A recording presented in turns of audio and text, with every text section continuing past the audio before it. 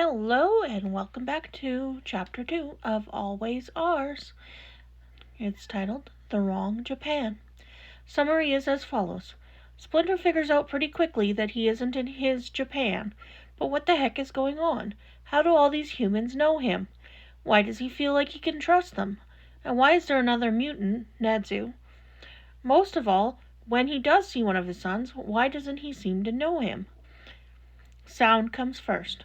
For a rat, sound is everything. Sound tells him when to hide, when to run, when to kill. So Splinter keeps still, ears twitching, letting the voices watch over him. He's only exhausted, an elderly woman mutters, all irritated warmth. I fixed the broken arm. Not that it'll matter. He's too stubborn to slow down. Didn't even stop for the leg.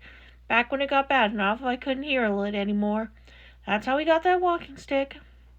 A smoother voice answers, each word precise, almost musical. I knew he'd resist help. I did the same when I first escaped the labs. I hoped that giving him a job here might reassure him, show him he's safe with us. The third voice, male, lazy, faintly amused. I warned you he might hate academia. Too similar to me. Still. I'm grateful he took over homeroom. A pause, then the smooth voice. He's waking. Splinter opens his eyes. No pain. His arm moves without resistance. Only the familiar dull ache of his old leg injury remains. An old woman leans over him, and he flinches just in time for her to whack him with a cane tipped with a syringe. None of that, she scolds. I know you hate my infirmary, but honestly, you'd think you'd learn after last time. Before he can answer, something else catches his attention.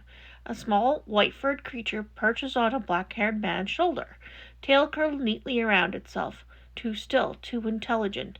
Its black eyes glimmer with unmistakable sentience. Are you feeling all right, Splinter? The creature asks gently. For a heartbeat, Splinter forgets how to breathe. Another mutant? I guess it's not impossible, he thinks. What comes out instead is a strangled, I am fine. Merely confused. Where am I? Who are you people? The woman snorts. So you did hit your head? No. The denial slips out instantly, instinctively, because Donatello hated lying about injuries, because lying felt wrong in that moment, though he does not know these humans. Stress, then, she mutters. The black-haired man steps forward. His scarf twitches like a living thing. Good.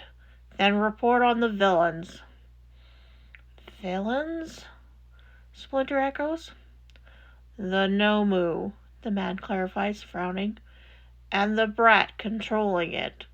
I've already received statements from the kids, but you were closest.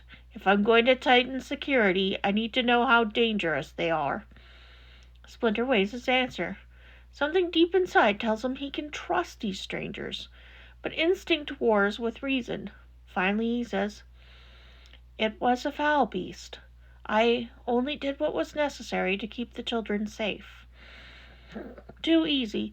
The words fall from his tongue as if he had said them here before. The white-furred creature, the mutant, watches him with a knowing tilt of its head.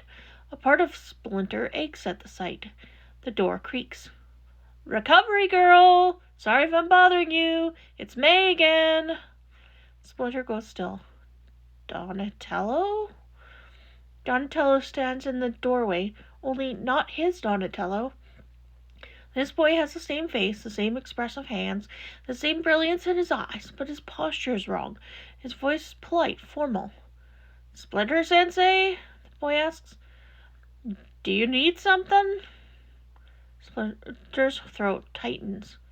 Donatello, where are your brothers? Why do you speak as though you barely know me? The boy blinks, puzzled. Brothers? Oh, you mean the other kids with the same quirk type as me? No, we're not related. I'm not a here student, Splinter Sensei. We barely interact. Barely interact? Barely...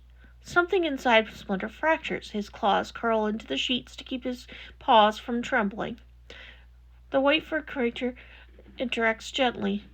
Donatello, Splinter is a bit disoriented. Could you return later? Of course, Netsu-sensei, the boy says with a polite bow. Feel better, Splinter-sensei.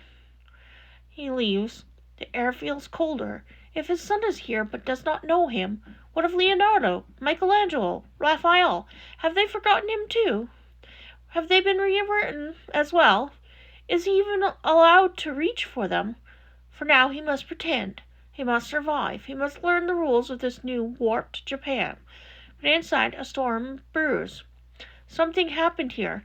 Something pushed him into place like a puzzle piece forced into the wrong box. And someone remembers enough to fear the consequences. Journal entry number 1. Ink, rushed, uneven, written in a hurry. No one has noticed yet. The world shifted cleanly, perfectly. It's frightening, knowing I always had this power and never realizing it. What else can I change? What else should I change? Everyone likes Splinter better than the old teacher, even Ayazawa. It's better this way. It has to be. Should I change All Might next? What if I can't? What if Splinter is the only thing I was able to fix? Maybe I should be grateful. Maybe this is enough. He's a better teacher than the one before, even if he looks confused, scared. Is it wrong to change his life so ours improves? I hope the trade is worth it. I pray it is. An ink blot, a drop pen, a sentence left unfinished. And that's the end of chapter 2.